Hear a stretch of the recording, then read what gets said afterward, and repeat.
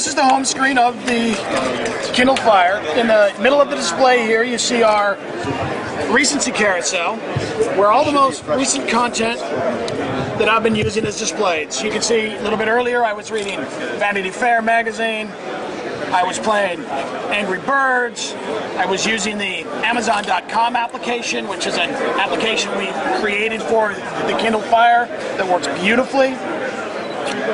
I was reading some more magazines, playing a game, watching a movie a little bit earlier. One of the nice things about the carousel is that all your most recent content is only one click away.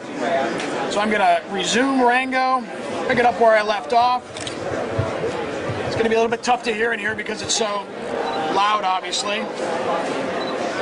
The dual-core processor, the 7-inch display, the form factor really combine to make the device disappear when you're doing things like watching movies or playing games. I'm going to pause it, and as Jeff said a little bit earlier up on stage, one of the nice features we've included is that I can start watching this movie on my Kindle Fire, pause it, go home, pick it up exactly where I left off on my HD TV, my Roku, my TiVo. I'm going to go back home, and you can see that wherever I am on the device, I can click in the middle, I get our soft key menu, and I go directly home. Up in the top left-hand corner of the display, you see it says Peter's Kindle. My name is Peter. That means that when you first turn on the device, all of your content, your books, your magazines, your music, your video, is automatically loaded for you and available to either download or stream from the Amazon cloud. It's got 8 gigs of storage locally, but it's got virtually unlimited storage in the Amazon cloud that the customer never has to think about. It all gets saved up there for them automatically. Up in the top of the display, you see some of the libraries, newsstand, music, books, video, docs. One of the things to note is that if you want to look for new content, all of the Amazon stores, video, app store, music store, bookstore, and our new newsstand are only one click away. This is the video store here. It's over 100,000 movies and TV shows you can access it, and if you're a Prime member, you get access to over 11,000 actually movies or TV shows that you can watch commercial-free in an unlimited fashion. In the upper right-hand corner of the display, you see my library button. At any point in the system, I can toggle really easily between my library and between the store. I'm going to go back to the library. You can see here up on the top of the display that I've got a cloud toggle and I've got a device toggle.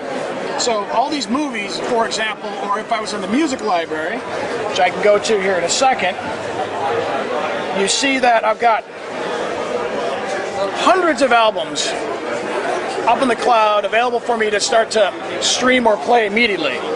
And if I'm going to go on the road and I'm going to be out of a Wi-Fi network range, I just switch over to the device library and I can play all my music there. I am not going to play Adele because we've heard enough of that. I can tell you that much. Put on some Carrie Underwood here.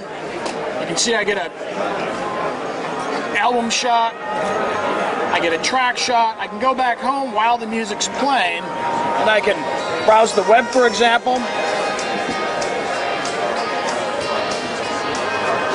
One of the nice things about this web browser is that there aren't many tablet browsers yet that have the tabs at the top of it. Very, very handy feature.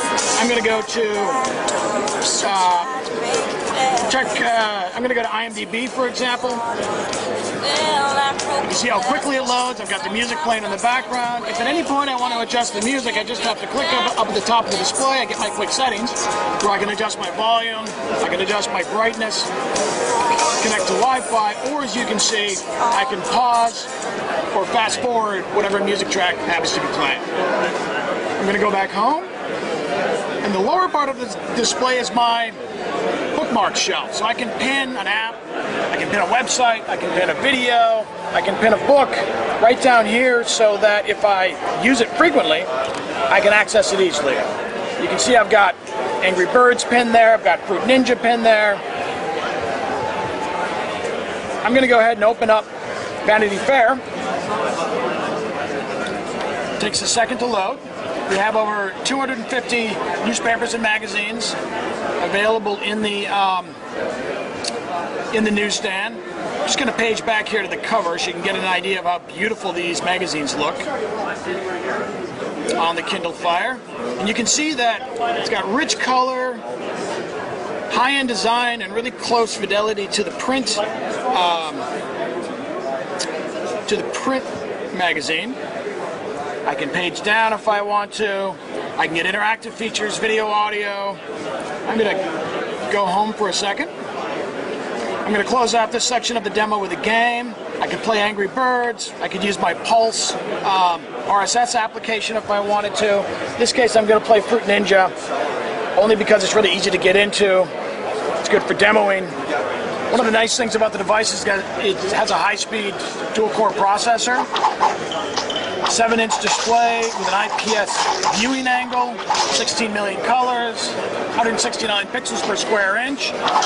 It really makes games sing. It's 1024 by 600. 1024 by 600. Yeah. I'm going to pause it there, go home, take a breather here for a second. I'm going to start the demo over again.